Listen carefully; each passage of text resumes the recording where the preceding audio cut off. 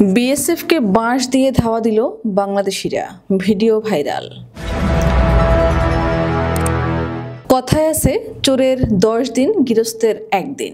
এবার যেন তাই হলো ভারতীয় সীমান্তরক্ষী বাহিনী বিএসএফ এর ক্ষেত্রে।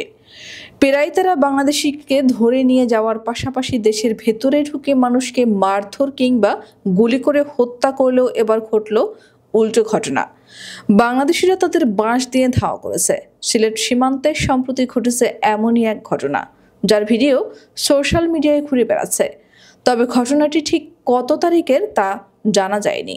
ভিডিওতে দেখা যায় বাঁশ হাতে বাংলাদেশিরা বিএসএফ এর সঙ্গে কথা বলছে। কথোপকথনের এক পর্যায়ে তারা বাঁশ নিয়ে তাদের ধাওয়া করে। এই সময় একজন বাংলাদেশিকে বলতে শোনা যায়, আপনাদের গায়ে হাত তোলা না হলেও আপনারা বন্দুক কেন তাক করলেন। তিনি আরো বলেন, এখন বাংলাদেশে হাসিনা নেই। এর আগে ভারতীয় সীমান্তরক্ষী বাহিনী বিএসএফ বাংলাদেশের অভ্যন্তরে ঢুকেছিল বাংলাদেশি সাধারণ নাগরিকদের ধরে নিতে। তবে উল্টো বাংলাদেশিদের ধাওয়া খেয়ে লেজ গুটিয়ে পালাতে বাধ্য হয় দাদাবাবুরা। সম্প্রতি এমন একটি ভিডিও সামাজিক মাধ্যমে ছড়িয়ে পড়েছে, যা নিয়ে একদিকে যেমন ভারতীয় সীমান্তরক্ষী বিএসএফকে নির্লজ্জ বলে ধুয়ে দিচ্ছেন নেটিজেনরা, তেমনি সাহসিকতার জন্য বাহবা পাচ্ছেন বাংলাদেশের আমজনতা।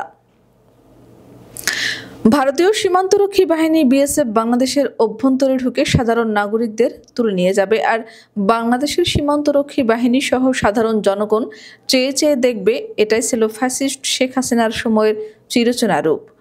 তবে এখন সময় বদলেছে। চোখে চোখ রেখে কথা বলতে শুরু করেছে বাংলার আমজনতা থেকে বিজিবি সবাই। সম্প্রতি বিজিবি সদস্যদের পা ধরে ভারতীয় সীমান্তরক্ষী বিএসএফ এর সদস্যদের ক্ষমা চাইতে দেখা গিয়েছিল এক ভিডিওতে।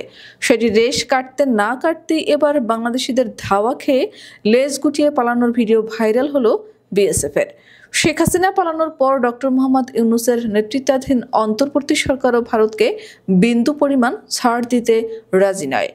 আমাদের জমির 1 ইঞ্চি পরিমাণও ভারতকে ছেড়ে দিতে নারাজ বিজিবি থেকে দেশের প্রতিটি জনগণ। সীমান্তে ভারতীয় বিএসএফ জওয়ানদের একক আধিপত্য এখন যেন ধুলোয় মিশে গেছে। সম্প্রতি সোশ্যাল মিডিয়ায় ভাইরাল হওয়া ভিডিওতে দেখা যায় বাংলাদেশের সীমানায় ঢুকে পড়ে বেশ কয়েকজন ভারতীয় বিএসএফ জওয়ান। বাংলাদেশিরা তখন লাঠি সোঁটা নিয়ে প্রতিরোধ করে তাদের।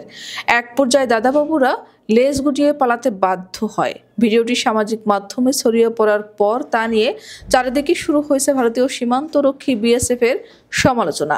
স্বয়ং ভারতীয় নেটিজেনরাই ধুয়ে দিচ্ছেন তাদের।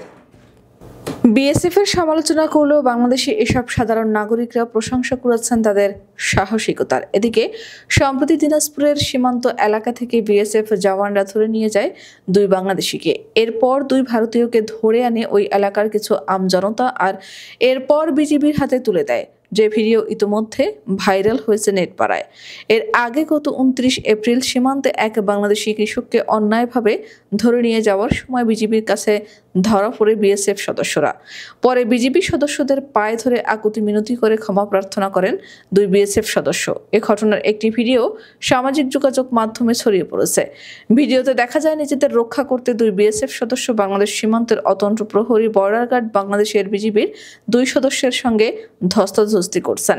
এক পর্যায়ে বিএসএফ এর ওই 2 সদস্য মাটিতে পড়ে যান। তারপর বিজিবির সদস্যদের পা ধরে কাকুতি মিনতি করেন। এই ঘটনার ভিডিওটি ইতিমধ্যে সামাজিক যোগাযোগ মাধ্যমে ছড়িয়ে পড়েছে।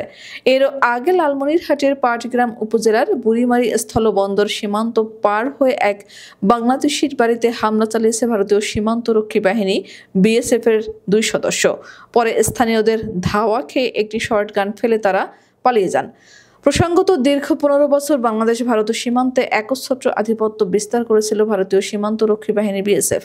তবে গত বছরের 5 আগস্ট বাংলাদেশের ফ্যাসিস্ট সরকারের পতনের পর বিড়ালে পরিণত হয়েছে প্রতিবেশী দেশটির সীমান্তরক্ষীরা। সীমান্তে পিঠের পরিবর্তে বুক দেখাতে শুরু করেছে border guard of Bangladesh BGB. তাদের সঙ্গে যোগ দিয়েছেন বাংলাদেশের সাধারণ মানুষও।